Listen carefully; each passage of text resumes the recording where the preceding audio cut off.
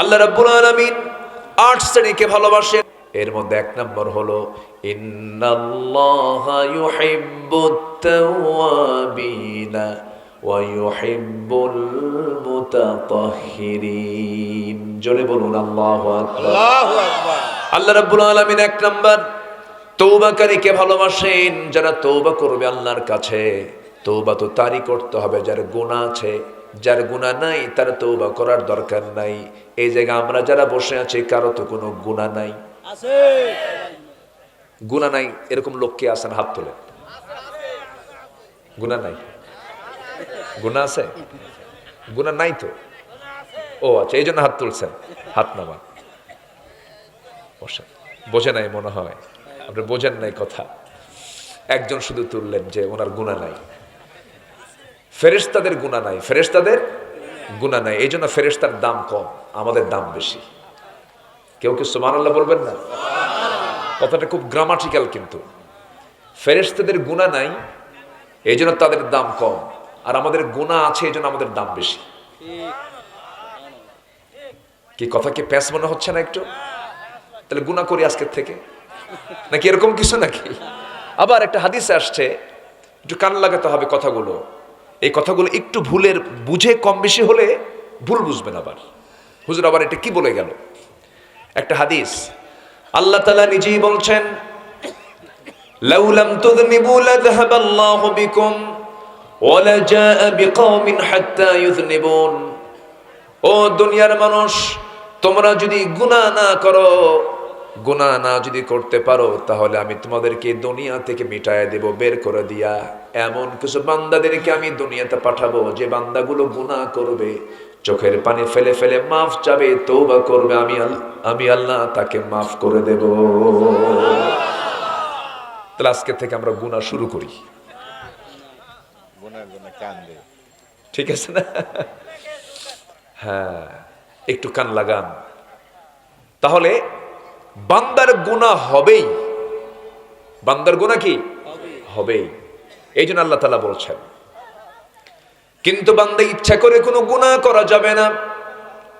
হঠাৎ করে তুমি কোনো গুনাহ করে ফেলেছো, চোখের পানি ফেলে ফেলে মাফ চেয়ে নাও, তওবা করো। তুমি কি জানো বান্দা, তোমার চোখের পানি 7 সমুদ্রের পানি দিয়ে জাহান্নাম নিববে না, কিন্তু তোমার চোখের পানি শুধুমাত্র যদি আল্লাহর ভয়ে হয়ে থাকে, আল্লাহ রাব্বুল আলামিন এক ফোঁটা চোখের পানি দিয়ে 7টা জাহান্নাম নিভায়া দিবে। জোরে বলি সুবহানাল্লাহ। আমরা কাঁদবো কার কাছে? আল্লাহর কাছে। গুনাহ যদি নাই হয় কান্না আসবে? আসবে না তো। গুনাহ আছে বলেই তো কান্না আসবে। ফেরেশতা গুনাহ করবে কেমনে? ফেরেশতার তো গুনাহ করার যোগ্যতাই নাই। তার বউ নাই, বাচ্চা নাই, সংসার নাই, হালাল নাই, হারাম নাই, আয় রোজগার নাই, ঘুম নাই, ক্ষুধা নাই, কিচ্ছু নাই, খাওয়া দাওয়া লাগে না। অতএব তার গুনাহ হবে বাবা কেমনে? আমাদের সব কিছু আছে না নাই? আছে। আমাদের চোখ আছে, চোখের গুনাহ আছে, কিন্তু খারাপ কিছু দেখি না। কান আছে, কান দিয়ে খারাপ কিছু শুনি না। আল্লাহ তখন বলেন, বান্দারে তোর চোখ আছে, খারাপ না দেখে ভালো কিছু দেখিস, তোর কান আছে, খারাপ কিছু না শুনে ভালো কিছু শুনিস। এই জন্য আমি ফেরেশতার চাইতে তুই মানুষ, তোর দামটা আমি বাড়ায় দিয়েছি। যেরকম সুবহানাল্লাহ। আমার ভাইয়েরা, আল্লাহ রাব্বুল আলামিন এক নাম্বার হলো তওবাকারীকে ভালোবাসেন। আল্লাহ রাব্বুল আলামিন তওবা যখন বান্দা করে, তওবা যদি কবুল হয়ে যায়, একটা আশার কথা শোনায় দেয়, আশার বাণী শোনায় দিচ্ছি। যদি কোনো বান্দার তওবা যদি কবুল হয়ে যায়, তার আগের জীবনে কোনো গুনাহ থাকে না। আত-তাইবু মিনাজ যামবি কামান লা যামবা লাহ, সহিহ হাদিস। যার তওবা কবুল হবে তার আগে কোনো গুনাহ থাকবে না। আল্লাহ রাব্বুল আলামিন যখন কোরআনটা প্রথম নাজিল করেন, নাজিলের সময় আল্লাহ রাব্বুল আলামিন যখন রাসূলকে উপহার দিচ্ছেন আয়াতগুলো, নবীজি মুখস্থ করার জন্য বারবার চেষ্টা চালাচ্ছিলেন, বারবার জিহ্বা আওড়াচ্ছেন। আল্লাহ রাব্বুল আলামিন বলেন, লা তুহাররিক বিহি লিসানাকা লিতা'জালা বিহি। হে রাসূল, আপনি আপনার জিহ্বাকে বারবার আওড়াবেন না। আমি আল্লাহ নিজে আপনার সিনার মধ্যে 30 পারা কোরআন তুলে দেব। জোরে বলি সুবহানাল্লাহ। ই করে রিভার্ব রাখার দরকার নাই। আমার ভাইরা একটু মনোযোগ দিয়ে শোনার চেষ্টা করবেন। যে কোরআন আল্লাহ রাব্বুল আলামিন ১৫০০ বছর আগে নাজিল করলেন, আজ পর্যন্ত শুধু নয়, কিয়ামত পর্যন্ত যদি কেউ চেষ্টা করে এর মধ্যে চুল পরিমাণ কোনো ভুল কেউ প্রমাণ করতে পারবে? কেউ কি প্রমাণ করতে পারবে? এমন কি আপনার বিশ্বাস হয় নাকি? কেউ পারবে? কেউ পেরেছে? সম্ভব? কোরআন তার যিনি আকাশ বানিয়েছেন, কোরআন তার যিনি সূর্য বানিয়েছেন, কোরআন তার কাছ থেকে এসেছে যিনি ৭ সমুদ্রের মালিক। জোরে বলুন সুবহানাল্লাহ। আমি পৃথিবীর বহু দেশ সফর করেছি, অনেক মখলুক দেখেছি, অনেক সৃষ্টি বিচিত্রতা দেখেছি, সৌন্দর্য দেখেছি। আমার কাছে সবচাইতে আশ্চর্য মনে হয় হলো এই কোরআনকে। এর চাইতে আশ্চর্য কিতাব পৃথিবীতে আর দ্বিতীয়টা নাই। জোরে বলুন সুবহানাল্লাহ। এটা অত্যাশ্চর্য একটা কিতাব। আপনি কি চান? এর মধ্যে সব আছে, আল্লাহ কোনো কিছু বাদ রাখেননি। সম্মানিত ভাইয়েরা, সেই কালামে হাকিম থেকে কিছু কথা আমি বলতে চাচ্ছি। আমাকে সময় দেওয়া যাবে তো? এশার নামাজ যে হলো না, হবে তো? সবচেয়ে সময় কম না বেশি? কোন ওয়াক্তের নামাজের সময় বেশি বলেন? এশা। কোনো টেনশন নাই। আমি বলেছিলাম মাহফিল কর্তৃপক্ষের দুজনকে বলেছিলাম যে আমি যখনই আসি এশার সালাদটা আমরা শেষে আদায় করব। আমি প্যারেড ময়দান চট্টগ্রামের যে মাহফিলটা হয়, আল্লামা সাইদ রাহেমাহুল্লাহ করতেন, এটা গত বছর আল্লাহ পাক আমাকে দিয়ে শুরু করেছেন। তো ওখানে একদম এশার নামাজ হয় 10টায় অথবা 9টায়, মানে মাহফিল শেষ, আলোচনা শেষ, এরপরেই এশার নামাজ সেখানে শুরু হয়ে যায়। তো যাই হোক, আজকে হয়তো একটু ভিন্নতার কারণে উনিও বুঝতে পারেন নাই, একটু মিসআন্ডারস্ট্যান্ডিং হয়েছে। মানুষ আসতেছে ধীরে ধীরে, এই মাঠ ভরে যাবে। জোরে বলি ইনশাআল্লাহ, জোরে বলি ইনশাআল্লাহ। নামাজ হবে তো না? এই কথাটা বলতে হবে একটু আমাকে। নামাজ হবে কিনা? নামাজ পড়বেন তো সবাই? যে আল্লাহ যেন কবুল করেন। জোরে বলি আমিন। আমি কেন বললাম জানেন? ওয়াজ শুনতে খুব মজা পায় হুজুর, ওয়াজ শুনতে শুনতে খুব মজা পায় হুজুর, কিন্তু ওজুর পানি খুব ঠান্ডা। ওজুর পানি কি ঠান্ডা? আমার বন্ধুগণ, গোটা কালামকে যদি আমরা শর্ট করে নিয়ে আসি আর যদি বলি কোরআন তুমি বলে দাও তো তোমার মূল বক্তব্যটা কি? তোমার মূল বক্তব্য তোমার কি? তুমি একটু বলে দাও। আল্লাহ রাব্বুল আলামিন সুন্দর করে বলছেন, ইয়া আইয়ুহান নাসু উবুদু রাব্বাকুমুল্লাযী খালাকাকুম ওয়াল্লাযীনা মিন ক্বাবলিকুম লাআল্লাকুম তাত্তাকুন। জোরে বলুন আল্লাহু আকবার। হে মানব মণ্ডলী, তোমরা সেই মহান রবের গোলামি করো যে মহান রব তোমাদেরকে সৃষ্টি করেছেন। শুধু তোমাদেরকে সৃষ্টি করেন নাই, তোমার পূর্বের সকল মানুষকে সৃষ্টি করেছেন। জোরে বলি সুবহানাল্লাহ।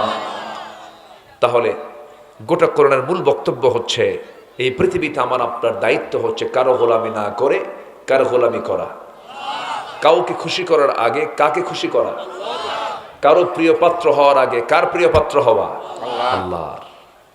গোটা পৃথিবী আপনার ক্ষতি করতে চায়, 800 কোটি মানুষ আপনার বিরুদ্ধে, 2 শতাধিক রাষ্ট্র আপনার বিরুদ্ধে, কিন্তু আল্লাহ আপনার পক্ষে, আপনি বিজয়ী।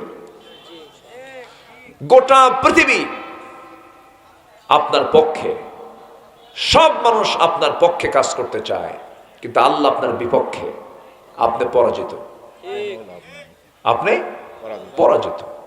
এই জন্য সব অফিস ম্যানেজ করার আগে আগে যার অফিস ম্যানেজ করতে হবে, কার অফিস? আসতে বলবেন না, কার অফিস? অনেকে বলে জানো আমি কিন্তু অমক মন্ত্রীর নাম্বারটা আমার কাছে আছে, বলে না? অমকের পিএস এর সাথে আমার খুব ভালো কানেকশন। আরে অমক এসপি, ডিআইজি, অমক এমপি, মন্ত্রী তো আমার একদম হাতের কাছের মানুষ। জানো অনেক বিশাল ব্যাপার না। এই দুনিয়ার যা কিছু আপনি শক্তি ক্ষমতা যা দেখতে পাচ্ছেন সব ঠুনকো কাঁচের মতো শেষ হয়ে যাবে, কিন্তু যে অফিস কোনোদিন ধ্বংস হবে না, যে কার্যালয় কোনোদিন পুরাতন হবে না, যার ক্ষমতা কোনোদিন কমবে না, চুল পরিমাণ কমবে না, তিনি কে? আল্লাহ। আসতে বলবেন না, তিনি কে? অতএব সেই অফিসকে আগে আমরা সন্তুষ্ট করব। আল্লাহ পাক বলছেন, তুমি কি জানো যেদিন কোনো ছায়া থাকবে না আরশ আজিমের ছায়া ছাড়া, সে আরশ আজিমের ছায়ায় আমি আমার পছন্দের 7 ধরনের ব্যক্তিকে আমি জায়গা করে দেব। যেরকম সুবহানাল্লাহ। আমরা কি সে আল্লাহর প্রিয় পাত্র হব না ইনশাআল্লাহ? ইনশাআল্লাহ। তো সবার আগে আমরা সন্তুষ্ট করব কাকে? আমরা সবার আগে প্রিয় বান্দা হব কার? আল্লাহর। তো আল্লাহ সবাইকে ভালোবাসেন না। আল্লাহ ভালোবাসেন কাদেরকে? আমি এই তালিকাটা আজকে দিয়েই আমি আলোচনা শেষ করব। আল্লাহ সবাইকে ভালোবাসেন না। আল্লাহ ভালোবাসেন 8 শ্রেণীকে। কয় শ্রেণীকে বলেন তো? 8 শ্রেণী। 8 শ্রেণীকে আল্লাহ পাক ভালোবাসেন। একটু মনোযোগ দিয়ে কথাগুলো আমরা শুনবো, কারণ আমরা যদি আল্লাহর সুনজরে আসি, আমরা যদি আল্লাহর যদি একটু নেক নজরে আসি, আমাদের কোনো ভয় আছে বলেন তো? আমাদের কোনো লস আছে? অতএব আমরা আগে আল্লাহর সুনজরে যেন আসতে পারি, এজন্য আল্লাহ কাদেরকে ভালোবাসেন কোরআনে কারীমের দৃষ্টিতে আমি 8টা পয়েন্টে 8টা গুণ যাদের মধ্যে থাকবে আল্লাহ তাআলা তাদেরকে ভালোবাসবেন, আমি একটা একটা করে বলছি। আমাকে সময় দেওয়া যাচ্ছে তো ইনশাআল্লাহ? আল্লাহ কবুল করুন, জোরে বলি আমিন। আমার বন্ধুগণ, একটু মনোযোগ দিয়ে কথাগুলো শুনবেন। আল্লাহ রাব্বুল আলামিন 8 শ্রেণীকে ভালোবাসেন। এর মধ্যে 1 নম্বর হলো ইন্নাল্লাহা ইউহিব্বুত তাওয়াবিনা ওয়া ইউহিব্বুল মুতাতাহহিরিন। জোরে বলুন আল্লাহু আকবার। আল্লাহু আকবার। আল্লাহ রাব্বুল আলামিন 1 নম্বর তওবাকারীকে ভালোবাসেন। যারা তওবা করবে আল্লাহর কাছে, তওবা তো তারই করতে হবে যার গুনাহ আছে। যার গুনাহ নাই তার তওবা করার দরকার নাই। এই জায়গায় আমরা যারা বসে আছি কারো তো কোনো গুনাহ নাই। আছে। গুনাহ নাই এরকম লোক কে আছেন? হাত তোলেন। গুনাহ নাই? গুনাহ আছে? গুনাহ নাই তো? ও আচ্ছা, এই জন্য হাত তুলছেন। হাত নামান। বসেন। বোঝে নাই মনে হয়, আপনি বোঝেন নাই কথা। একজন শুধু তুললেন যে ওনার গুনাহ নাই। ফেরেশতাদের গুনাহ নাই, ফেরেশতাদের গুনাহ নাই, এই জন্য ফেরেশতার দাম কম, আমাদের দাম বেশি। কেউ কি সুবহানাল্লাহ বলবেন না? কথাটা খুব গ্রামাটিক্যাল, কিন্তু ফেরেশতাদের গুনাহ নাই এই জন্য তাদের দাম কম, আর আমাদের গুনাহ আছে এই জন্য আমাদের দাম বেশি। কি কথা কি প্যাঁচ মনে হচ্ছে না একটু? তাহলে গুনাহ করি আজকের থেকে নাকি এরকম কিছু নাকি? আবার একটা হাদিসে আসছে, একটু কান লাগাতে হবে কথাগুলো। এই কথাগুলো একটু ভুলের বুঝে কম বেশি হলে ভুল বুঝবেন। আবার হুজুর আবার এটা কি বলে গেল? একটা হাদিস আল্লাহ তাআলা নিজেই বলছেন, লাউ লাম তুযনিবু লাযহাবাল্লাহু বিকুম ওয়া লাজাআ বিকওমিন হাত্তা ইউযনিবুন। ও দুনিয়ার মানুষ, তোমরা যদি গুনাহ না করো, গুনাহ না যদি করতে পারো, তাহলে আমি তোমাদেরকে দুনিয়া থেকে মিটায় দেব, বের করে দিয়া এমন কিছু বান্দাদেরকে আমি দুনিয়াতে পাঠাবো যে বান্দাগুলো গুনাহ করবে, চোখের পানি ফেলে ফেলে মাফ চাবে, তওবা করবে, আমি আল্লাহ তাকে মাফ করে দেব। তাহলে আজকে থেকে আমরা গুনাহ শুরু করি। গুনার জন্য কান্দে। ঠিক আছে না? হ্যাঁ, একটু কান লাগান। তাহলে বান্দার গুনাহ হবেই। বান্দার গুনাহ কি হবেই, এই জন্য আল্লাহ তাআলা বলছেন। কিন্তু বান্দা ইচ্ছা করে কোনো গুনাহ করা যাবে না। হঠাৎ করে তুমি কোনো গুনাহ করে ফেলেছো, চোখের পানি ফেলে ফেলে মাফ চেয়ে নাও, তওবা করো। তুমি কি জানো বান্দা, তোমার চোখের পানি 7 সমুদ্রের পানি দিয়ে জাহান্নাম নিববে না, কিন্তু তোমার চোখের পানি শুধুমাত্র যদি আল্লাহর ভয় হয়ে থাকে, আল্লাহ রাব্বুল আলামিন 1 ফোঁটা চোখের পানি দিয়ে 7টা জাহান্নাম নিভায়া দিবে। জোরে বলি সুবহানাল্লাহ। আমরা কাঁদবো কার কাছে? গুনাহ যদি নাই হয় কান্না আসবে? আসবে না তো। গুনাহ আছে বলেই তো কান্না আসবে। ফেরেশতা গুনাহ করবে কেমনে? ফেরেশতার তো গুনাহ করার যোগ্যতাই নাই। তার বউ নাই, বাচ্চা নাই, সংসার নাই, হালাল নাই, হারাম নাই, আয় রোজগার নাই, ঘুম নাই, ক্ষুধা নাই, কিচ্ছু নাই, খাওয়া দাওয়া লাগে না। অতএব তার গুনাহ হবে বাবা কেমনে? আমাদের সবকিছু আছে না নাই? আমাদের চোখ আছে, চোখের গুনাহ আছে, কিন্তু খারাপ কিছু দেখি না, কান আছে, কান দিয়ে খারাপ কিছু শুনি না। আল্লাহ তখন বলেন, বান্দারে তোর চোখ আছে, খারাপ না দেখে ভালো কিছু দেখিস, তোর কান আছে, খারাপ কিছু না শুনে ভালো কিছু শুনিস, এই জন্য আমি ফেরেশতার চাইতে তুই মানুষ, তোর দামটা আমি বাড়ায় দিয়েছি। যেরকম সুবহানাল্লাহ। আমার ভাইয়েরা, আল্লাহ রাব্বুল আলামিন এক নাম্বার হলো তওবাকারীকে ভালোবাসেন। আল্লাহ রাব্বুল আলামিন তওবা যখন বান্দা করে, তওবা যদি কবুল হয়ে যায়, একটা আশার কথা শোনায় দেয়, আশার বাণী শোনায় দিচ্ছি। যদি কোনো বান্দার তওবা যদি কবুল হয়ে যায়, তার আগের জীবনে কোনো গুনাহ থাকে না। আত-তাইবু মিনায-যামবি কামান লা যামবা লাহু, সহিহ হাদিস। যার তওবা কবুল হবে তার আগে কোনো গুনাহ থাকবে না। সুবহানাল্লাহ। জোরে বলবেন না সুবহানাল্লাহ। এখন বিষয়টা হলো তওবা আমার কবুল হলো কিনা, তওবা আমার কবুল হলো কিনা, এটা একটা বিষয়। তওবা কবুল হওয়ার জন্য কিছু শর্ত আছে, একটু মনোযোগ দিয়ে কথাগুলো শুনবেন। আমার ভাষা বোঝা যাচ্ছে তো? জি জি। কারো কোনো সমস্যা হচ্ছে না? বলি আলহামদুলিল্লাহ। তওবা কবুল আল্লাহর দরবারে যদি হয়ে যায়, আমি বড় ভাগ্যবান হয়ে যাব। আমার বন্ধুগণ, গুনাহ তো বান্দার হতেই পারে। এক মহিলা সাহাবীর কথা মনে হয়ে গেল। এক মহিলা সাহাবী জিনা করে ফেলেছেন। জিনা করার পর অনুতপ্ততা আসছে, নবীর কাছে এসে বলছেন, ইয়া রাসূলুল্লাহ, আমি তো জিনা করে ফেলেছি। রাসূল বললেন, না, তুমি জিনা করো নাই। জিনার শাস্তি দেবার জন্য সাক্ষীর প্রয়োজন 4 জন। কয়জন? 4 জন। এই কই যান? কোনো যাওয়া নাই, বসেন। কিসের এত নড়াচড়া? এরকম বডির লোক কি যাওয়া ঠিক হবে বলেন তো? বসেন। পান খাবেন? বসেন। কি আছে? এখন মঞ্চ থেকে কোনো লোক ওঠা জায়েজই নাই, সব বসে থাকেন। আলোচনা শুরু হয়েছে না? এটা কি আলোচনা না ইবাদত বলেন তো? এটা ইবাদত তো। এখানে বসে থাকা, ভদ্রতা, এটা বিশাল ব্যাপার। কিন্তু একটু চুপচাপ শুনে আমরা শুনবো ইনশাআল্লাহ। এরা করলেন নাকি আপনারা? একটু খুব কাছের মানুষ তো, ইমাম মানুষ অনেক। একটু মহব্বত করে বলছি। সম্মানিত ভাইয়েরা, জিনার সাক্ষী লাগবে হলো 4 জন। কয়জন বলেন তো? 4 জন। কিন্তু ওই মহিলার কোনো সাক্ষী নাই, উনি একাই সাক্ষী। রাসূল বলছেন, না, তুমি জিনা করো নাই। মানে কি? রাসূল তাকে বাঁচাতে চাচ্ছেন, তুমি চলে যাও। মহিলা বলছে, ইয়া রাসূলুল্লাহ, আপনি আমাকে যতবার বলবেন আমি ততবার বলবো আমি জিনা করে ফেলেছি। আমার নবীজি বললেন, জিনা যে করেছো, জিনার ফলে পেটে বাচ্চা আসছে নাকি? হুজুর, বাচ্চা তো চলে আসছে। রাসূল বলছেন, কোনো কথা নাই, সন্তান ডেলিভারি না হওয়া পর্যন্ত তোমার উপর আইন কার্যকর করা যাবে না। মহিলা বলছেন, ইয়া রাসূলুল্লাহ, আমি যে বাঁচবো তার গ্যারান্টি কি? রাসূল বললেন, গ্যারান্টি আমি দেবো কেমনে? তবে আমি তোমার জন্য দোয়া করে দিচ্ছি, যাও চলে।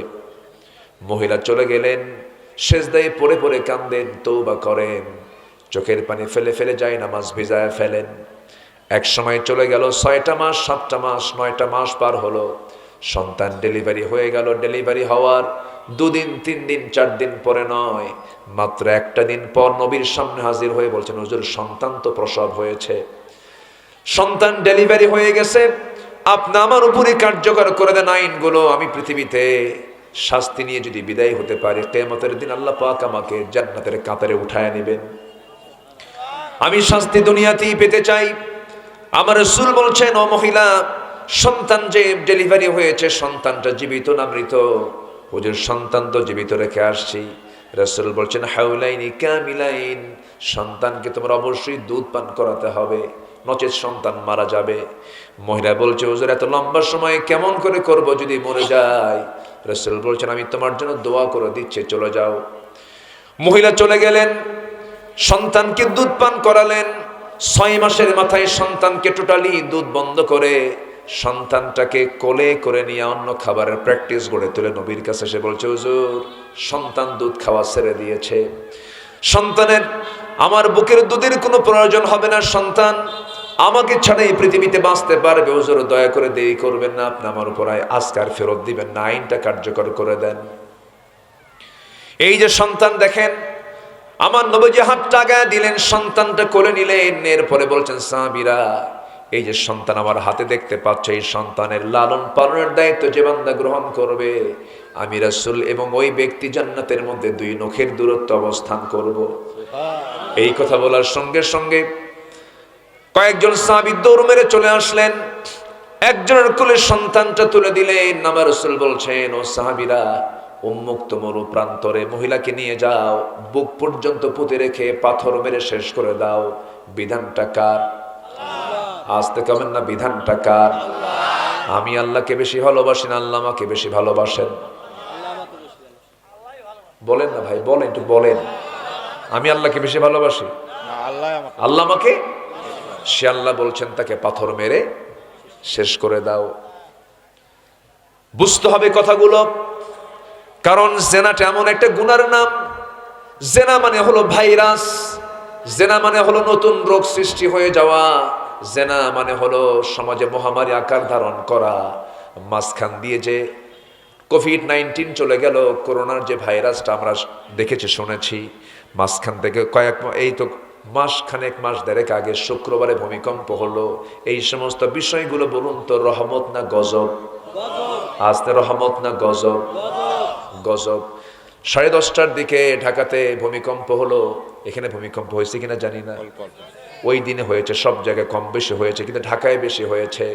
ওই ভূমিকম্প যখন হলো, ওই ঢাকার ডিওএইচএস, বারিধারা, গুলশান, ধানমন্ডি, যত বড় বড় হাই সোসাইটির যে সমস্ত এলাকা ছিল, একটা বাড়িতে একটা লোকও ছিল না। ভূমিকম্প হওয়ার সঙ্গে সঙ্গে সব ঘর থেকে মারছে খালি পায়ে। গায়ে কি কাপড় চোপড় ছিল না, গেঞ্জি আর লুঙ্গি, এতটুকুই তো ছিল। রাতের পোশাকটা পরেই নতুন পোশাকও পরতে পারে না, মারছে দৌড়। সব দৌড় মেরে সব ভিআইপি এলাকার ভিআইপি গুলো রাস্তায় নেমে হয়ে গেছে ভিআইপি ফকির। ভিআইপি কি ফকির? আল্লাহ পাক 11 সেকেন্ডে ভিআইপি ফকির বানায় দিলেন, সব দাঁড়ায় আছে। তাহলে এই যে বের হয়ে গেল, কার ভয়ে? কার ভয়ে? আল্লাহর ভয়ে। আল্লাহর ভয় বের হয়েছে নাকি? জীবন বাঁচানোর জন্য। মরার ভয়, মরার ভয়, মরবো না। ইমানদার মরণকে কখনো ভয় পেতে পারে না, কারণ জান্নাত কি মরার আগে পাবো না পরে পাবো? পরে। তাহলে হিসাবটা জান্নাতের হিসাবে আমরা জান্নাত কখন পাচ্ছি? মরার আগে না মরার পরে? তাহলে মরাকে ভয় করলে কি জান্নাত পাওয়া যাবে? তাহলে আসল ঘর তো পড়ে আছে মরার পরে, তো মরা নিয়ে এত টেনশন কেন? পাপে পরিপূর্ণ যে। বিষয়টা হচ্ছে এটা, মেন্টালি সেট আপ করতে হবে। আমার স্থায়ী আবাসনটা কোথায়, এটাকে আমাকে মাথায় নিতে হবে, তাহলে সব ঠিক হয়। আমার স্থায়ী আবাসন দুনিয়া না জান্নাত? আচ্ছা, দুনিয়া না জান্নাত? এখানে জাহান্নামে যেতে চান কে? হাত তোলেন। কেউ আছেন জাহান্নামে যাবেন? কেউ আছেন না?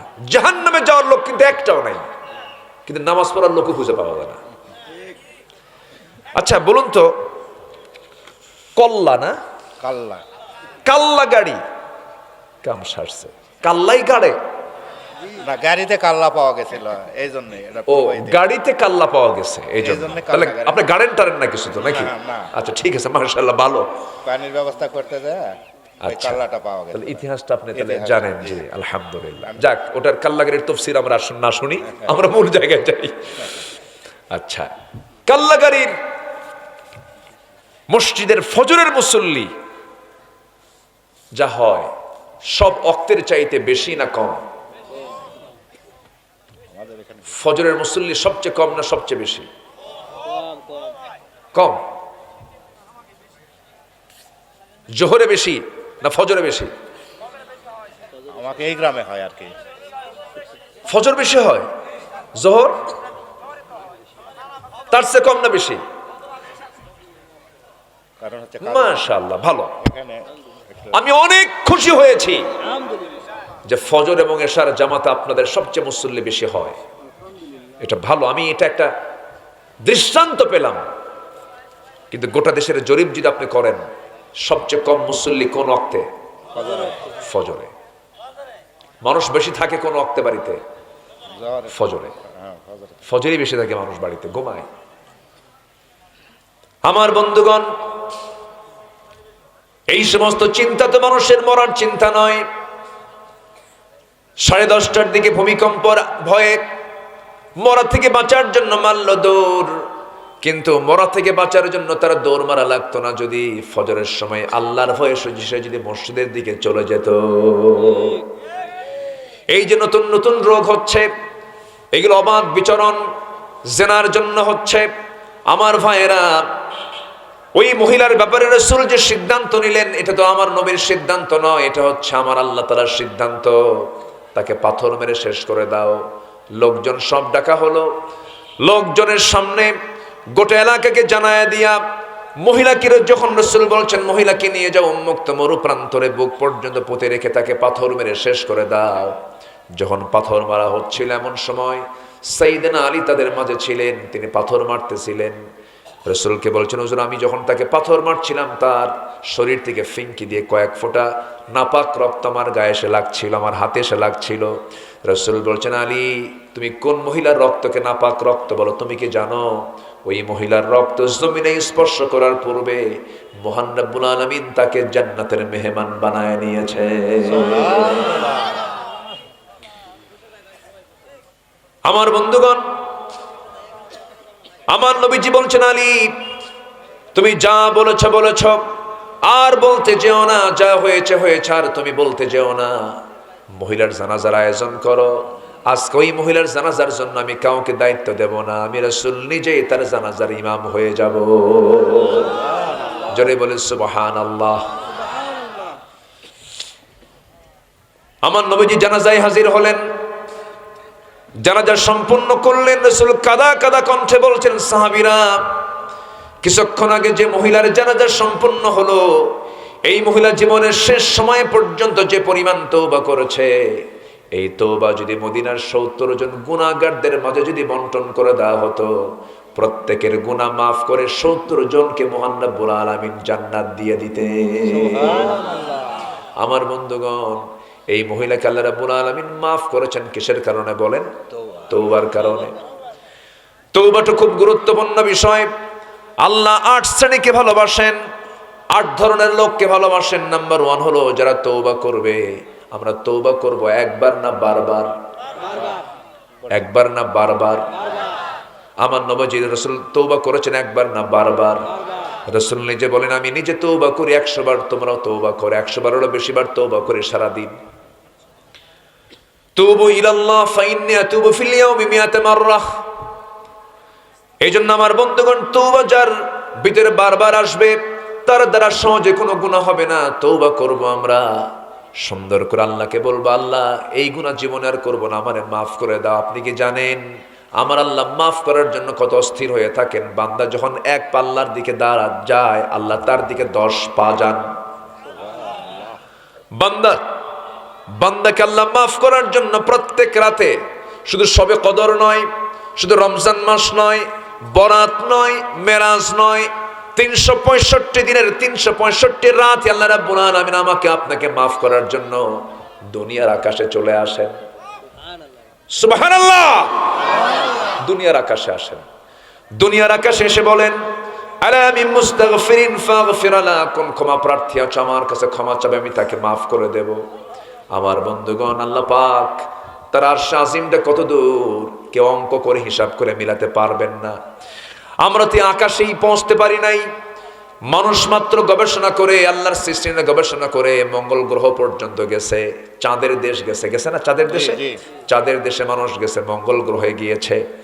মানুষ যদি মনে করে আমি একটু সূর্যের কাছে যাব, সে জ্বলে পড়ে সারকার হয়ে যাবে, তবে তারকার দেশ তো যাই নাই, তারকার দেশে একটু যাব, এই চিন্তা যদি করে, তারকাটা এত বড়, এত দূরে, সূর্য পৃথিবী থেকে 13 লক্ষ গুণ বড়, আবার সেই সূর্যের চাইতে এক একটা তারকা আছে 33 কোটি গুণ বড়।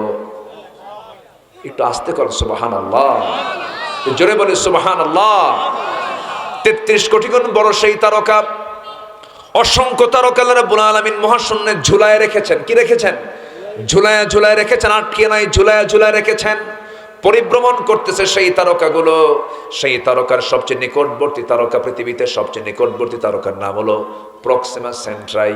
প্রক্সিমা সেন্ট্রাই যদি কেউ যেতে চায়, এই জাগতিক জীবন থেকে কোনো বিমানে করে, কোনো কপ্টারে করে গেলে হবে না, সে চেষ্টা করতে পারে নভোযান দিয়া। সর্বশেষ একটা নভোযান তৈরি করেছে বিজ্ঞান, অ্যাপোলো 11, যার ঘন্টার গতি হলো 39,000 কিলোমিটার। 39,000 কিলোমিটার বেগে যদি রওনা দিয়ে দেয়, পৃথিবীর সবচেয়ে নিকটবর্তী তারকার দেশ প্রক্সিমা সেন্ট্রায় তারা যেতে সময় লেগে যাবে 1,15,000 বছর মাত্র। যাবেন কারা কারা? হাত তোলেন। বলেন বাঁচবো কয়দিন, যাবো কোন দিন? শুধু কাছের তারকা, আরো তারকা পড়ে আছে, মহাশূন্য পড়ে আছে, আকাশ তো পড়েই আছে। এ শুধু এক আকাশের একটু হালকা কথা বললাম। আর আমার আল্লাহ আছেন আরশ আজিম, এর উপর আরো 6 আকাশ, এর চাইতে ডাবল ডাবল বড়। সে আরশ আজিম থেকে প্রথম আকাশে এসে বলেন, আমার কাছে মাফ চা, আমি তোকে মাফ করে দেব। এরপরও বান্দা ঘুম থেকে ওঠে না। শয়তানও শেষ রাত্রে বান্দার কাছে আসে। দেখেন, শয়তান কিন্তু তাল মতোই আসে। শয়তান শেষ রাত্রে বান্দার কাছে আসে। শেষ রাত্রে এসে বান্দার শিওরে বসে এসে বলে, আলাইকা লাইলুন তাওয়িল, তোমার রাত বড় লম্বা, ঘুমাও ঘুমাও, তোমার রাত বড় লম্বা। আমার রাসূল বলেন, ওই সময় শয়তান 3টা গিট মেরে চলে যায়। ওই 3টা গিট যদি কেউ ছোটাতে চাও, তোমার কাজ হলো 3টা কাজ করবা। সুন্দর করে আজান শোনার সঙ্গে সঙ্গে নিজের পিঠটা বিছনা থেকে সরায় নিবা, 1 নাম্বার গিট ছুটে চলে যাবে। নাম্বার 2 হলো সুন্দর করে উত্তম করে 4 ফরজ সহ সুন্নত সহ ওযু বানায় নিবা, 2 নাম্বার গিট চলে যাবে। সুন্দর করে হেঁটে হেঁটে মসজিদের দিকে রওনা করবে, নামাজ শেষ করবে। 3 নাম্বার গিট ছুটে চলে গেল। 24 ঘন্টা শয়তান তোমার কাছে আসার সাহস পাবে না। জোরে বলি আল্লাহু আকবার। আমরা সবাই কাকে ভালোবাসবো বলেন? আল্লাহ ভালোবাসবেন, 8 ধরনের লোককে ভালোবাসবেন। এর মধ্যে 1 নম্বর হলো তওবাকারী। 1 নম্বর কি বলেন? আরো আছে কয়টা বলেন? আর 7টা। নুরু, আজকে শেষ না শুরু? বলেন শেষ না শুরু? শুরু। আলহামদুলিল্লাহ, আমি খুব খুশি যে আপনারা সন্ধ্যার মধ্যে এত লোক হাজির হয়ে গেছেন। আল্লাহর মেহেরবানি, বলি আলহামদুলিল্লাহ। আমি আরো খুশি হয়েছি, কাল্লাগাড়ির ফজরের সালাত এবং এশার সালাত সবচেয়ে বড় হয়। এটা একটা প্রশংসার দাবি রাখে। এই গ্রাম একটা আদর্শ গ্রাম বলা যায়। অধিকাংশ মসজিদে ফজরের মুসল্লি পাওয়া যায় 2 থেকে 3 জন, 4 জন, বড় জোর 5 জন ম্যাক্সিমাম। তাও বুড়া চাচাগুলো আসে। যখন বলা হয়, চাচা আপনি ফজরের নামাজে এত কষ্ট করে আসছেন, কষ্ট হয় নাকি বাবা? বুড়ি নাই তো, বুড়ি থাকলে আমিও আসতাম না। বুঝলেন? বাস্তব নাই, মুসল্লি নাই। আমার বন্ধুগণ, নাম্বার 2 চলে আসি, সময়টা কম, এশার নামাজ তো হয়নি আমাদের। নাম্বার 2 হলো যারা পবিত্রতা অর্জনকারী, তাদেরকে আল্লাহ রাব্বুল আলামিন ভালোবাসেন। পবিত্রতা মানে হলো জাহান্নামে সবচেয়ে বেশি শাস্তি হবে ওই সমস্ত বান্দার যারা পেশাব থেকে নিজেকে পরহেজ রাখতে পারে না। অনেকে পেশাব করে দাঁড়ায়া থাকে, দাঁড়ায়া থেকে পেশাব করে, কুকুরের মতো চারিত্রিক মানসিকতা তাদের মধ্যে লালন হয়। এটা নয়, এটা নয়, বরঞ্চ মেডিকেল সায়েন্স বলছে যদি কোনো বান্দা পেশাবের এই জীবাণু থেকে নিজেকে মুক্ত না রাখতে পারে, বড় জটিল রোগে আক্রান্ত হয়ে যাবে। আমার বন্ধুগণ, এইরকম নাপাকি থেকে আমরা দূরে থাকব। এরপরে ফরজ গোসলের বিষয়টা অত্যন্ত গুরুত্বপূর্ণ। ফরজ গোসল বিলম্বে না তাড়াতাড়ি? আজ থেকে বিলম্বে না তাড়াতাড়ি? তাড়াতাড়ি। আমার বন্ধুগণ, কারণ এখানে এমন একজন ব্যক্তি বলতে পারবেন কি বলেন তো, আমি অমুক দিন মারা যাচ্ছি? বলেন, কে বলতে পারবেন?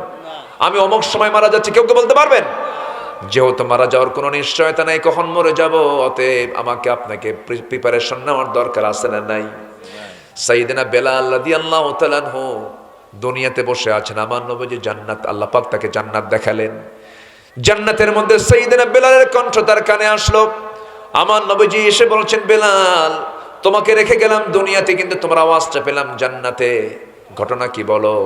সাইয়েদনা বেলাল বলছেন, হুজুর আমার ব্যক্তিগত আমলের মধ্যে একটা আমল হলো, আমার যখন ওযু চলে যায় সঙ্গে সঙ্গে ওযু বানায় নেই, আর সঙ্গে সঙ্গে 2 রাকাত নফল নামাজ পড়ে নেই। এই জন্য মালাকুল মউত যখন তখন আসতে পারে। এই জন্য সর্বক্ষণ আমরা কিসের উপরে থাকবো বলেন? ওযুর উপরে। বলেন কিসের উপরে? বলেন। এটা একটা গুরুত্বপূর্ণ একটা আমল শেখায় দিলাম, ওযুর উপরে থাকবো আমরা। ওযু নিয়ে আমরা টিকে থাকার চেষ্টা করব। দেখবেন মুখ থেকে ফাহিশা কথা আসবে না, নোংরা ভাষা প্রয়োগ হবে না, নোংরা কোনো শব্দ চয়ন হবে না। ওযুর উপর আমরা টিকে থাকার চেষ্টা করব। আল্লাহ কবুল করুন, জোরে বলেন আমিন। এটা গেল হলো শারীরিক পবিত্রতা, আরেকটা হচ্ছে ইমানি পবিত্রতা হলো ইন্নামাল মুশরিকুনা নাজাসুন। মুশরিকরা কি? নাপাক। মুশরিকরা কি বলেন? নাপাক। যারা মক্কা গেছেন তো? যান না এখন? আল্লাহ যাওয়ার তৌফিক দান করেন। আপনি গেছেন? গেল কে? এই হুজুর গেছে। আপনি গেছেন তো না? মক্কায় গেছেন না? মক্কা মদিনায় গেছেন তো? মাশাআল্লাহ। আপনারা গেছেন না? অনেকে গেছেন তো? মাশাআল্লাহ, আলহামদুলিল্লাহ। জি মাশাআল্লাহ। এই মক্কায় যারা গিয়েছেন, মক্কা এরিয়া একটা আছে হুদুদে মক্কা। ওই মক্কা এরিয়ার মধ্যে ডোনাল্ড ট্রাম্পও ঢুকতে পারবে না, নরেন্দ্র মোদীও ঢুকতে পারবে না। যতই পাওয়ারফুল নেতা হোক না কেন, যত পৃথিবীর ক্ষমতাধর লোক হোক না কেন, ওই মক্কার এরিয়ার মধ্যে ঢুকতে পারবে না। কারণ আল্লাহ বলছেন ইন্নামাল মুশরিকুনা নাজাসুন। মুশরিকরা হলো নাপাক। মুশরিকরা কি? নাপাক। এরা ঢুকতে পারবে না। তাহলে ইমান না থাকাও নাপাকি, ইমান না থাকাও কি? নাপাকি। এই জন্য মাঝে মাঝে বাজার করতে গেলে একটু সাবধানতা অবলম্বন করা উচিত। কোনো খাবার কিনতে গেলে একটু সাবধান হওয়া উচিত। আমি একটু ইশারায় বলে দিলাম, কি কথা কি বুঝতেছেন আপনারা? বুঝতেছেন কি আপনারা? সাবধানতা অবলম্বন করা উচিত, বিশেষ করে খাবারে। আপনি বিজনেস করছেন, সমস্যা নাই। এরপরে আপনি কারবার করছেন, সমস্যা নাই। আমার হিন্দু ভাইরা, খ্রিস্টান ভাইরা যারা আছেন তারা আমাদের শত্রু নন, কিন্তু ইমানের ক্ষেত্রে আমাদের অবশ্যই সংরক্ষণ থাকার দরকার আছে না নাই? আসতে বলবেন না, আছে না নাই? সাইয়েদনা আবু বকর সিদ্দিক রাদিয়াল্লাহু তাআলা একদিন ক্ষুধার্ত দেহ নিয়ে বাড়িতে আসলেন। স্ত্রীকে ডাক দিয়ে বলছেন, স্ত্রী আমার প্রচন্ড ক্ষুধা লেগেছে। সঙ্গে সঙ্গে তার সামনে একটা খাবার দেওয়া হলো। তিনি খাবারটা খাওয়ার পর সন্দেহ হলো। স্ত্রীকে বলছেন, স্ত্রী বলো তো এই খাবারটা তুমি কোন জায়গা থেকে পেয়েছো? অমুক জায়গা থেকে খাবারটা আসছে। ওনার সন্দেহ লাগলো হারাম খাবার এটা। সঙ্গে সঙ্গে 5টা নখ মুখের মধ্যে ঢুকায় দিয়ে সমস্ত খাবারগুলো বাইরে বের করে বলছেন, আমার স্ত্রী, যে দেহটা হারাম খাবার দিয়ে গঠিত, সেই দেহের রক্ত দিয়ে নামাজ পড়লে নামাজ কবুল হবে না।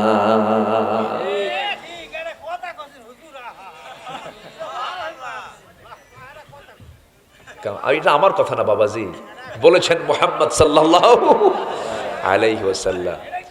দুপচাচা আদমদিগির ভাষা, দুপচাচা আদমদিগির ভাষা যে এত সুন্দর মায়া। আপনাদের ভাষার মধ্যে খুব মায়া আছে, এত সুন্দর টান দেন, মধ্যে মুত্তাসিল, মধ্যে মুনফাসিল, সবকিছু আছে। মাশাআল্লাহ, বলি আলহামদুলিল্লাহ। বহুদিন আগে নোয়াখালী এক মাহফিল ছিল আমার, নোয়াখালী। তো আমাকে বলল, হুজুর গোটা দেশেই তো কথা বলেন, তো আমরা নোয়াখালী, আরা নোয়াখালীর মানুষ, আরা নোয়াখালীর মানুষ, তো আপনি একটু উত্তরবঙ্গের বাক্য বলেন যেটা আমরা বুঝবো না। তো আমি অনেকক্ষণ ধরে চিন্তা ফিকির করে ভাবলাম, বগুড়া, চারমাথা, মাটিডালি, বনানী, এই এলাকার যে ভাষাটা, আমি রিক্সাওয়ালা যেভাবে কথা বলে ওইভাবে আমি একটা বাক্য রেডি করে বললাম। তাকে বললাম, ভাই দেখেন তো বোঝেন নাকি? বলেন, কে রে তুই আলুতে আলু ওয়াক্কালি আলু। কি বুঝতেছেন কি কথা? বোঝার তো কথা মনে হয় নাকি? কে রে তুই আলুতে আলু ওয়াক্কালি আলু। এলাকায় এরকম না থাকলেও বুঝতেছেন তো নাকি? একই জেলা তো। তুমি আসলে তো আসলে, ওকে কেন নিয়ে আসলে? তুমি আমার দিকে ফেল করে চেয়ে আছে। বললাম, ভাই আমি তো বলে ফেললাম বাক্য। কে কি বললেন? আমি বললাম, বুঝলেন কি আগে কম। উনি বলতেছে, বুঝলাম এটাই, যেহেতু একটা বাক্যের মধ্যে 3টা আলু, আলু নিয়ে কিছু একটা হবে মনে হয়। বলেন তো এখানে কি আলুর কোনো ফাংশন আছে? আলু বলতে কিছু নেই। এই হলো ভাষা। সব ভাষার মধ্যে হাসা আছে। কি আছে? হাসা আছে। কিছু বুলি হয়, আবার কিছু বুলি গালি হয়ে যায়, কিছু বুলি গালি হয়ে যায়। আপনাদের ভাষার মধ্যে যথেষ্ট মায়া মমতা আছে। এত সুন্দর করে একটা কথা উনি বললেন, চাচা, ফাইন লাগলো কথাটা শুনে। সম্মানিত ভাইয়েরা, তাহলে রক্তটাকে আমরা হারাম করব না হালাল করব?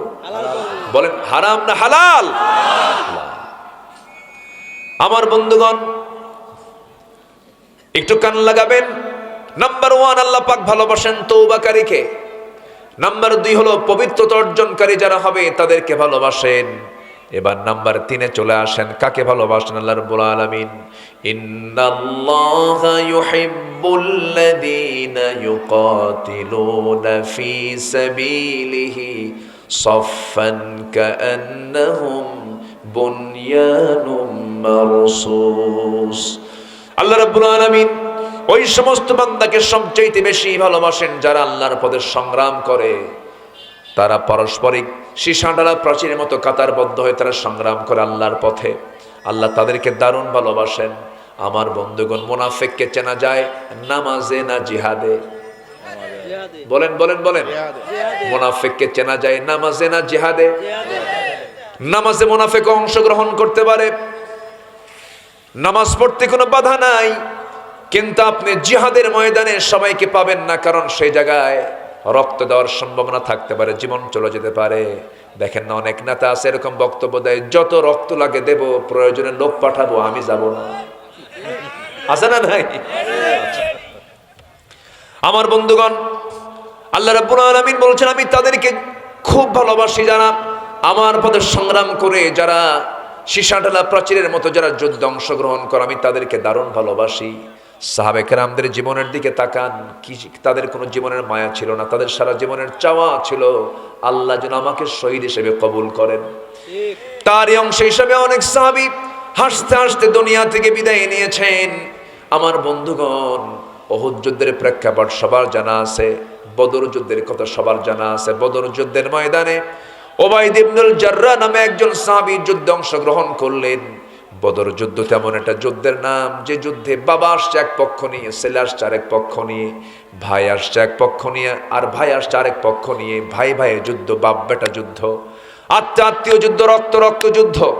আমার নবীজি বদর যুদ্ধের দিন সকালবেলা বলছেন, সাহাবীরা, যুদ্ধের ময়দানে গিয়ে তোমরা কেউ কারোর বাপকে পাবে, কেউ কারো ভাইকে পাবে, কেউ কারো নিজের আপন জনকে পেয়ে যাবে, শ্বশুরকে পাবে, জামাইকে পাবে, তোমরা কি লড়াই করতে পারবে নাকি?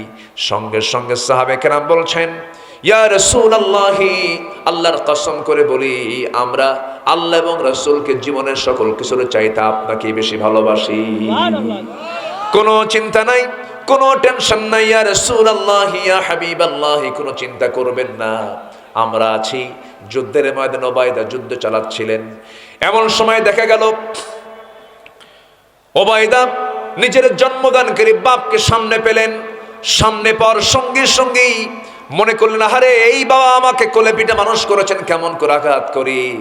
সঙ্গে সঙ্গে পরে ভাবলেন, আমার জন্মদানকারী বাপ হতে পারে, কিন্তু সে তো নবীর দুশ্মন, আল্লাহর দুশ্মন হয়ে যুদ্ধে আসছে। আজকে আমি যদি তাকে বাপ মনে করে ছেড়ে দেই, কিয়ামতের দিন আল্লাহ পাক আমাকে আসামির কাঠগড়ায় দাঁড় করাবেন।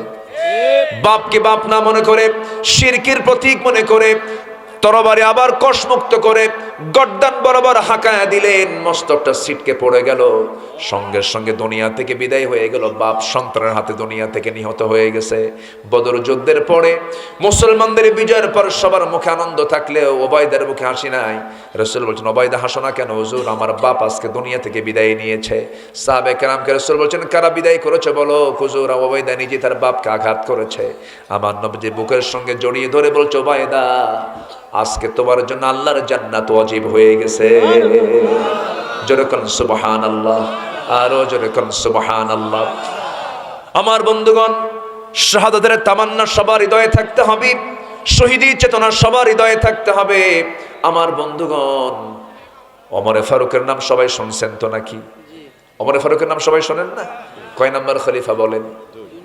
2 নাম্বার খলিফা। বহুদিন আগে এক মাহফিলে বললাম, ওমর ফারুককে চিনেন কে? সামনে থেকে ছোট্ট একটা ছেলে দাঁড়ায় বলে, হুজুর আমি চিনি। কে? আমাদের বাড়ির দোতলায় ভাড়া থাকে। বললাম, তাই? তুমি ফার্স্ট হয়ে গেছো, তুমি যা জানছো তো উত্তর দিয়ে দিছো, ভালো। এই ওমর কিন্তু ভাড়ায় থাকা ওমর না। এই ওমর সাধারণ কোন ওমর নয়, দুবচে চাদম দিকের ওমর না। এটা হলো আমার নবীর সাহাবী ওমর, 2 নম্বর খলিফা। সারা জীবন দোয়া করেছেন, আল্লাহুম্মা রযুকনি শাহাদাতান ফি সাবিলিক ওয়াজআল মাউতি ফি বালাদি রাসূলিক। হে আল্লাহ, তুমি আমাকে শহীদে মওত দান করো, আর আমার নবীর শহরে তুমি আমারে মৃত্যু দিয়ে দাও। এই দোয়া সারা জীবন করেছেন, আল্লাহ তার দোয়া কবুলও করেছেন। ফজর নামাজে দাঁড়ায় গেছেন। কিসের নামাজ? ফজর নামাজে দাঁড়ায় গেছেন। প্রথম রাকাত পড়েছেন। দ্বিতীয় রাকাতের রুকুতে যখন যাবেন, এক জালেম এসে তার ডান পাশে দিয়ে ঢুকে তার ডান পেটের ভিতরে, ডান সাইডে পেটের মধ্যে বিষাক্ত ছুরি ঢুকায় দিয়েছে। রক্তাক্ত হয়ে পড়লেন, তবুও তিনি কাতর হন নাই। ওই অবস্থায় তিনি সেজদায় যখন যাচ্ছিলেন, আবার সেই চাকুটা বের করে, বিষাক্ত চাকুটা তল পেটে মেরে দিয়েছে। তল পেটে মারার সঙ্গে সঙ্গে পেটের কিছু অংশ নাড়িভুড়ি বাইরে বের হয়ে আসছে।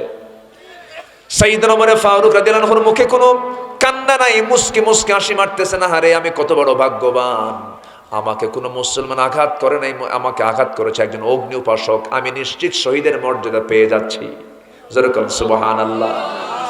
তিনি যে সারা জীবন দোয়া করেছেন সেই দোয়ার বাস্তবতায় চলে যাচ্ছেন। রক্তাক্ত অবস্থায় তিনি পড়ে গেলেন, সেন্সলেস হয়ে গেলেন, ফজর নামাজ আর পড়া হলো না। আমার বন্ধুগণ চিন্তা করে দেখেন তারা কত বড় আল্লাহওয়ালা ছিলেন। আল্লাহর জিকিরকে এক সেকেন্ডের জন্য বাদ দেন না, আল্লাহকে বাদ দেন, আল্লাহকে মোহাব্বত করা বাদ দেন নাই। সেন্স যখন ফিরে আসলো, সেন্স ফিরে আসার সঙ্গে সঙ্গেই ছেলে আব্দুল্লাহকে ডাক দেব, আব্দুল্লাহ এদিকে আয়, আমার জন্য একটু পানি আনো তো।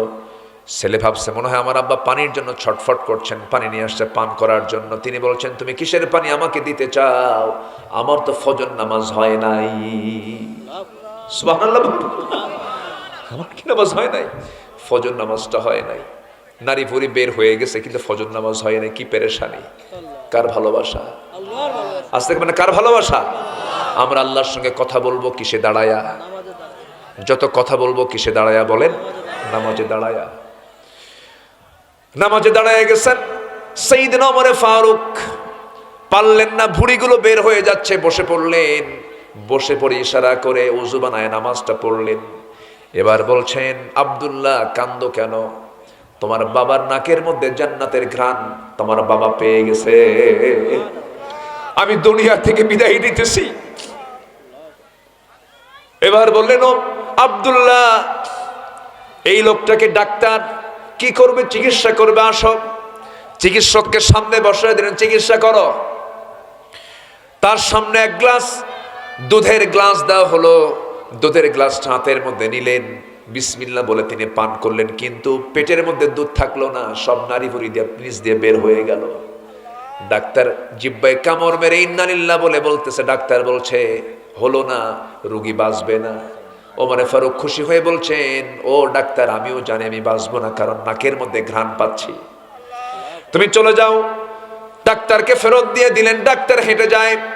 এবার তার হাঁটা দেখতেছেন ওমর ফারুক, দেখেন তার পাজামাটা গিরার নিচে চলে গেছে। এবার ডাকতেছেন, এই ডাক্তার এই দিকে আসো, তুমি আমাকে চিকিৎসা করতে আসছো, তুমি কি জাহান্নাম যেতে চাও নাকি? না, তোমার পাজামার কাপড় কেন গিরার নিচে? আল্লাহ তাআলা কিয়ামতের দিন ওই বান্দার দিকে তাকাবেন না যে বান্দার পাজামার কাপড়টা গিরার নিচে থেকে যায়। আল্লাহু আকবার বলেন। কি আখিরাতের চিন্তা তাদের মধ্যে ছিল, তাদের চিন্তাই হলো জান্নাত কেমনে পাবো। আল্লাহু আকবার। এবার বলছেন আব্দুল্লাহ, মরার সময় তোমার হয়ে গেছে, আমাকে কোথায় দাফন করবা জানি না, কিন্তু আমার বড় শখ আব্দুল্লাহ রে, আমার নবীর পাশে যেন আমি ঘুমাতে পারি। কিন্তু জায়গা তো আয়েশার, আম্মা জান আয়েশার জায়গা আমি কেমন করে যাব? আয়েশা তো সে জায়গায় ঘুমাতে চায়, আমি তো রক্তাক্ত অবস্থায় পড়ে থাকলাম, দুনিয়া থেকে বিদায় নেবা। আব্দুল্লাহ তুমি আমার হয়ে একটু যাও তো, শেষবারের মধ্যে একটু আম্মা জান আয়েশাকে বলো, আমার সালাম জানায় বলো, আমি তার কাছ থেকে জায়গাটা ভিক্ষা চাই, জায়গাটা যেন আমাকে দেয়, আমি নবীর সঙ্গে ঘুমাতে চাই। যে বলতেছে আমি আমিরুল মুমিনিন, আমাকে পাঠিয়েছেন, আব্বা জান আমাকে পাঠিয়েছেন, যদি আপনি আপনার জায়গাটা দিতেন আমার আব্বা খুব প্রশান্তি পেতেন। তার বন্ধু আবু বকর নবীর পাশে ঘুমাচ্ছেন, সেই বন্ধুর পাশে আমার আব্বা ওমর ফারুক ঘুমাতে চান। আম্মা জান আয়েশা সিদ্দিকা কেঁদে কেঁদে বলছেন, ও আব্দুল্লাহ ইবনে ওমর, ওমরের মতো মানুষ অর্ধ দুনিয়ার শাসন করতে এমন একজন দামি মানুষ আমার কাছে একটা জিনিস দাবি করছে, আমি কেমন কৃপণ হতে পারি নাকি? আমি আমার জায়গাটা আমি ওমরে ফারুককে দান করে দিলাম। নবীর পাশে কয়জন শুয়ে আছে? দুইজন, একজন আবু বকর, আরেকজনকে বলেন ওমরে ফারুক রাদিয়াল্লাহু তাআলা আনহু। আল্লাহ পাক সবাইকে যাওয়ার তৌফিক দান করুন। মাস তিনেক আগে সর্বশেষ গিয়েছিলাম। আমার রাসূল বলেছেন, মা বাইনা বাইতি ওয়া মিম্বারি রাওদাতুম মিন রিয়াদিল জান্নাহ, আমার ঘর এবং আমার কবর, আমার ঘর এবং আমার মিম্বার এর মাঝের যে অংশটুকু, এটা হলো জান্নাতের টুকরা। সুবহানাল্লাহ বলেন। কিসের টুকরা বলেন? জান্নাতের টুকরা। রাসূল এটাকে জান্নাতের টুকরা বলেছেন। ওই জায়গায় সবাই যেতে চায়, পৃথিবীর সব মানুষ যেতে চায়। আমি রাত ৩টার দিকে রওনা করলাম। ভিতরে ঢুকে পড়লাম, ভিতরে ঢুকে বেশিক্ষণ থাকতে দেয় না, 10 মিনিট বড় জোর বের করে দেয়, সূরা যাও যাও যাও, খালি ঠেলে বের হয়ে যাও। লক্ষ্য করে দেখলাম আমার দেশের কিছু প্রবাসী ওই দেশে চাকরি বাকরি করে নাজাফা পরিচ্ছন্ন কর্মী, আমাকে দেখেই 8 থেকে 10 জন দৌড় মেরে আমার কাছে জড়ায় ধরলো, হুজুর আপনি আসছেন, মক্কায় মদিনায় আসছেন। খুব খুশি হলাম, বললাম খুশি তো হইছো, ভালো কথা, আমার একটা কাম করো কি, আমি একটু ফজর পর্যন্ত এই জায়গায় থাকতে চাই, আমি একটা টাইম বাড়ায়া দাও। ওই জায়গায় দায়িত্বশীল একজন থাকে প্রশাসনিক কর্মকর্তা, ওই প্রশাসনিক কর্মকর্তার কাছে এই প্রবাসী লোকগুলো চলে গেছে, যে বলতেছে এমন বলছে, আমি তো এমন কিছু না, আমার ব্যাপারে এমন পাম মারছে, আমার দেশের মানুষ কিছু না পারলেও অন্তত তেল মারতে পারে, ঠিক আছে না, এমন তেল মারছে। প্রশাসনিক কর্মকর্তা দৌড় মেরে এসে আমাকে বলে, হুজুর চলেন প্রথম কাতারে বসেন। আলহামদুলিল্লাহ, আমাকে টেনে নিয়ে গিয়ে রাউদাতুম মিন রিয়াদিল জান্নাত, নবীর কবরের পাশেই প্রথম যে কাতারের প্রথম যে বসার জায়গা, সেখানে আমাকে বসায় দিল। আমার বাম পাশে 3 হাত থেকে 4 হাত দূরেই আমার নবীর কবর, রাসূল শুয়ে আছেন।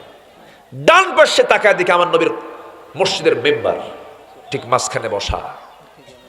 আমি যখন বসে আছি, আল্লাহর কসম করে বলি, আমার নাকের ডগায় যেন এসে নবীজির গায়ের ঘ্রাণ যেন আমার নাকে আঘাত করছে।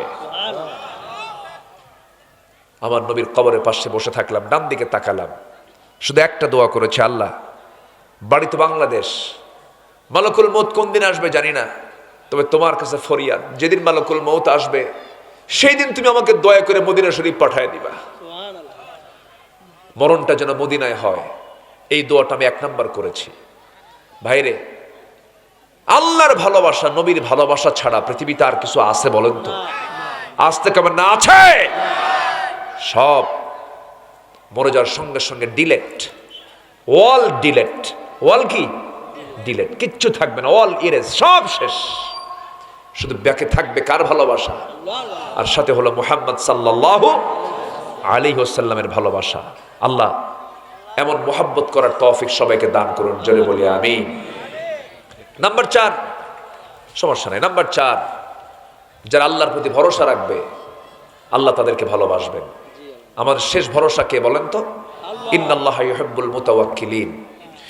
নাম্বার 5 হলো যারা ইহসানকারী, যারা দয়া দেখাবে আল্লাহ পাক তাদেরকে ভালোবাসবেন।